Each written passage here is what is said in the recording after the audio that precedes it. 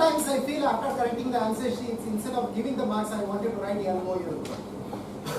Because you read, you will see all history, stories, something unrelated to the paper where they will find, I don't know. The next speaker is our 18-year-old child. I'm the TT expert, Janani Suri. She is a student of MOP Vaishnav College, studying journalism. She feels that we couldn't have picked a better time for this theme. It actually is exam time for her too, so it's kind of spooky feeling. She doesn't like exams though. Yeah, I don't think many of them like the exams. Janani. Before I invite Janani to deliver her CC7 speech, let me call upon Evaluator Balamurthy Krishnamurthy to read out the requirements.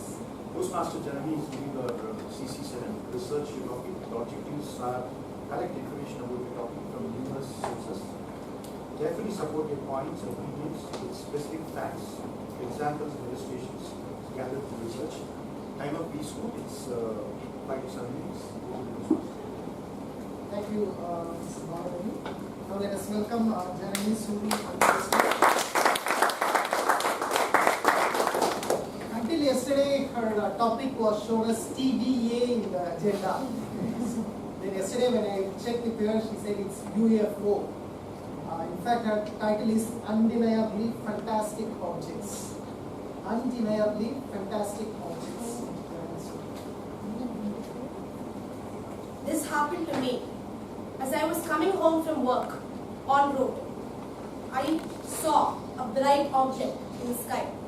I pulled out my phone excitedly. This was brighter than any star I'd ever seen. I started to take the picture, but the object descended low, moved over my head, so I had to duck, and then flew back into the sky. Suddenly, my phone stopped working at that point, and I was dejected, scared.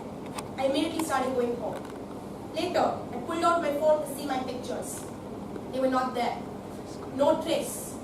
It was as if I'd never seen it at all. This is the real-life story of Sheila Gregory, a nurse from Connecticut, USA, who claims she saw a flying saucer, though there was no proof of anything because of the pictures. What is it that Sheila saw? We know them as many names: flying saucers, motherships, alien ships, spaceships, and UFOs. Or unidentifiably found objects.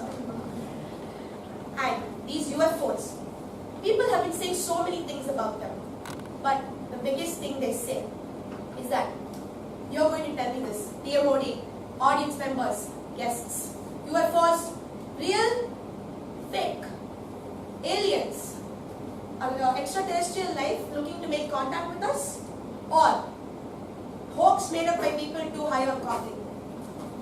We are going to see this in this speech.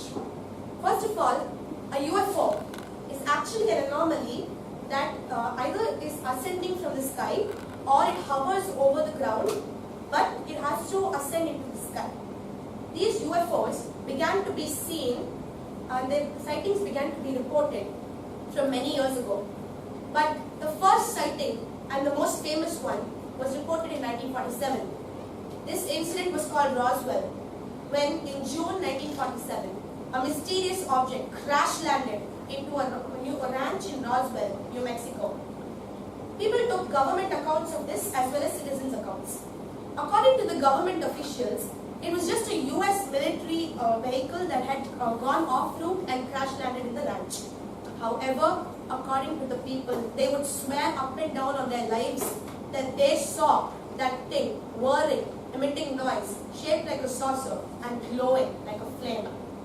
No one understands what happened in the Roswell incident. It's the world's biggest mystery. There are documentaries made on it. There is witness accounts of it. But no one can answer the one question. What was it? This is one of the many incidents that happened in the world. These incidents did not just happen in USA, but also in India.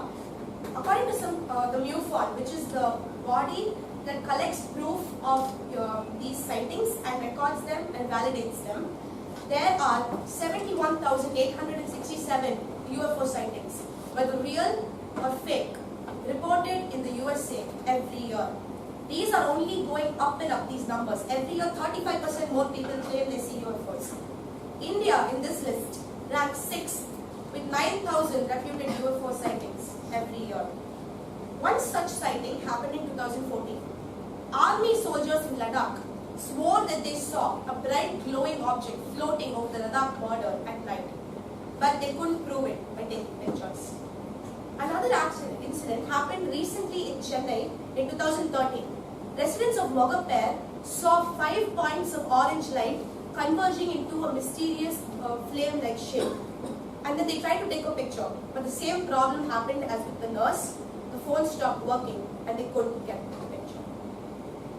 These objects, you might be wondering, with so many sightings every year, why do people not yet believe in them? Very simple answer. Just like with God, people refuse to believe in things that they can't see. And you know why they can't see them? Because no one has been able to get a clear picture of a UFO ever. You either get blurred shots, which you can't identify the shape, or your phone stops working due to a mysterious magnetic field problem, or the pictures get deleted, like what happened with the nurse. That is why people are not able to identify UFOs and people don't believe in them. But on the positive note, a lot of people do believe in UFOs. These people are ready to believe in anything strange and fantastic. These people are called Agent Mulders, like the Agent Mulder of X-Files.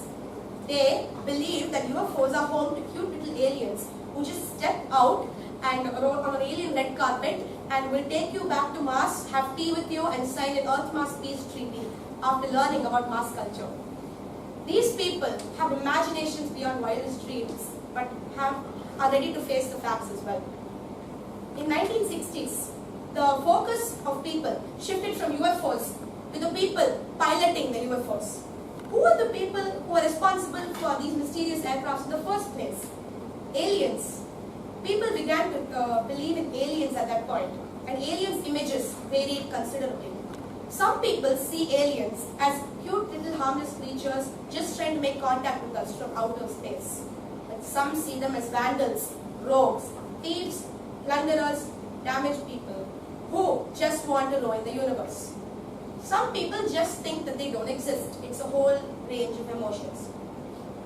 And with a topic like UFOs, conspiracy theories are bound to come up. One of the most famous conspiracy theories is that the US government personally tracks down each person who claims to see UFOs and silences them, either by bribing them or offing them. These people are in constant danger of their lives. This is just one of the myths. No one knows if it's actually true. After saying all of this, I have to tell you about my perspective. Of course, I believe in aliens. I believe in UFOs. But the funny thing is, I didn't start believing until I did my research for this project. I poked into different stories on the internet. I saw testimonies, I saw witness accounts, statistics. After that, I was convinced, and I want to see aliens. Because, as Arthur C. Clarke says, there are only two possibilities. Either we are completely alone in the universe, or we are not. And both of these are equally terrifying. See, in addition to that, yes, these possibilities are terrifying. But I believe we are part of a bigger universe, a bigger reality. And I believe and hope and pray I see aliens soon. Please pray for me also.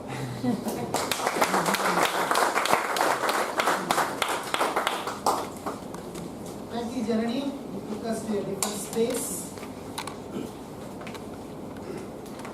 Now we come to the end of the prepared speeches.